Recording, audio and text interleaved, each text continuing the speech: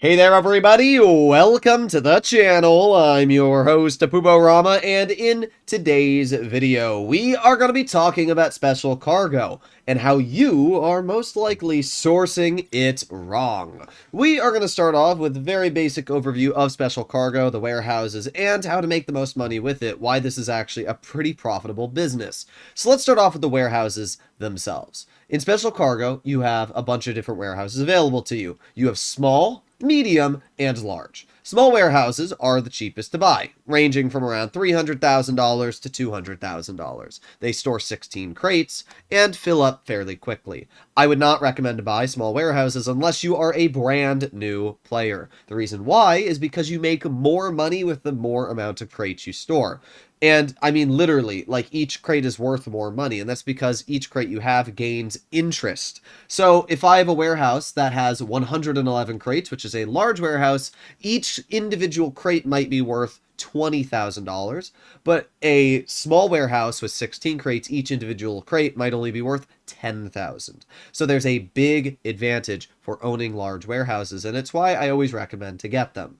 Now, when it comes to purchasing them, I recommend the strip in front of me. So we can see that I'm purchasing large warehouses, and I'm going to buy them all in a strip like this. The reason why is because you want to try and save as much time as possible when purchasing your warehouses. So I'm simply going to buy each and every single one of these warehouses. I'm actually going to, oh, wait, I can't trade it because it contains special cargo. Okay, well, for right now, I guess I'm only going to be able to buy 4 of these warehouses. But you can see I bought them all in a strip. And the reason why is, as I said, very simple. It's because when I'm sourcing my cargo, I want to source them all 1, 2, 3, 4, because I have Lupe and her missions. So very simple stuff. Now, once you've actually got your special cargo warehouses, you have the option of sourcing 1 crate, 2 crates, or 3. Always go for 3. I know there's people out there that say, I go for 2. I'm telling you, you will earn more money with 3. Time is money. I say this all the time. If you spend an extra 30% of the time on 2 crates, it is going to lose you money in the long term. It is much faster to grab 3 crates back and forth than it is to get 2 crates. Because you have to remember that sometimes you will have a mission that will give you a guaranteed single vehicle. And when that happens, with 3 crates, you are saving 30% of the time than it would have been with 2 crates. So I always recommend to go for 3 crate sourcing. It saves you money, it saves you time. This has been factually proven as well using math. So there's really no reason or argument to getting a single or second source. So now that we've talked a little bit about the warehouses themselves, let's talk about how to actually source the most effectively. You would think that sourcing the most effective is simply going to your office building, buying the crates, going out and grabbing them, rinsing and repeating. And that is something that I've talked about on the channel as well. For a beginner, one of the most important and fastest ways to sourcing cargo is simply setting your spawn location to your office building. So if you see in my preferences tab in the interaction menu, I have my spawn location set to Maze Bank Tower. So let's say I have just completed a special cargo source, right? I've delivered it over to my warehouse and voila, okay, I've got my crates delivered. What I'm going to do is I'm going to press find new session and an invite only lobby. If you do not own a terabyte, this is by far the fastest way to transport your crates back and forth, because we can see how quick it is to fast travel inside of my office building. It takes around 15 to 20 seconds, and then the game loads you in, and then I can walk right back over to my computer and order more crates. So if you're a newer player and you've got the Criminal Enterprise Starter Pack, I would highly recommend to do what I've just done there, which is simply set your spawn location to your office building, and every time you finished a cargo source, fast travel back to your office building by loading into a new invite-only lobby. However, if you own an Oppressor Mark II or a Terabyte, I would highly recommend to use the Terabyte to source your cargo. The Terabyte is easy for a couple of reasons. First of all, you can call it in right through your interaction menu. If you just simply go to service vehicles, you can click on Terabyte and you can request it. Requesting your Terabyte will spawn it wherever you are, which is super nice. So we're going to see that my Terabyte spawns about a block away from me, and we can actually see it right down here. So we are simply going to land our Swift right next to our Terabyte.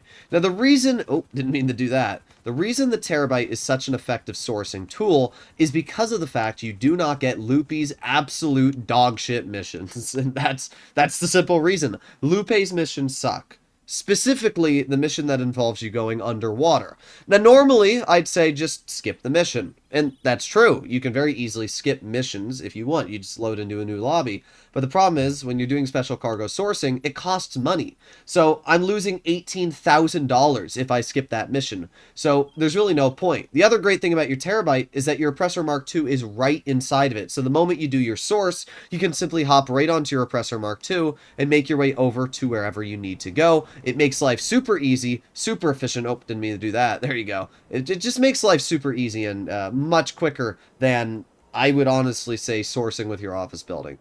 If Lupe's missions did not exist with your office building, then it would be fine. Then it would be so easy to do your sourcing. But unfortunately, it does. And because of that, it is an absolute waste of time and an absolute pain in the butt. So that is what I'll say. So we are simply going to make our way right over to the Bullion, and I guess I'm just going to get in the vehicle, honestly. We can see, for example, this is a single crate sale mission.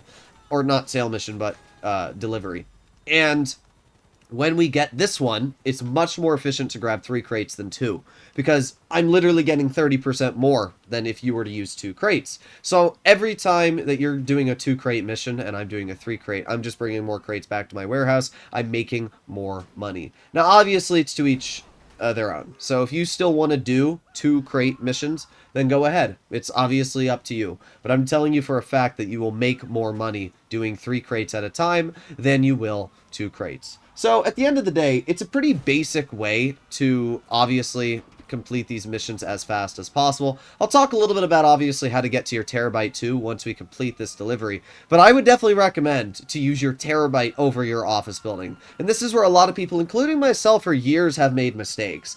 I have always used my office building for years when it comes to special cargo because Lupe's missions didn't exist, and it was much faster to fast travel right into your office building, especially because you can call out a personal vehicle or helicopter whenever you want. But unfortunately, that's no longer the quickest way. Using the Terabyte is by far the quickest way because, as I said, Lupe's missions just frickin' suck. And for some reason, Rockstar made it so that the Terabyte does not deal with Lupe's missions. So use your Terabyte. We have finally arrived at my special cargo warehouse, and we are going to deliver our crates. Doing this obviously puts some stock into my warehouse. And after we've completed this delivery, we are simply going to leave my office building and exit. So now that we have left it, all we're going to do is go to Service Vehicles, Terabyte, and request my Terabyte. And hopefully, our Terabyte should spawn right near me. And while we're doing that, we can also go back to our Terabyte while it's being delivered and request my Oppressor Mark II, which will also be delivered right next to me. But as we can see, it doesn't really matter. The Terabyte spawned about 1 block away from me. I can run right over to my Terabyte and start up the next delivery mission. And this is why it is so incredibly easy to do these missions. And by the way,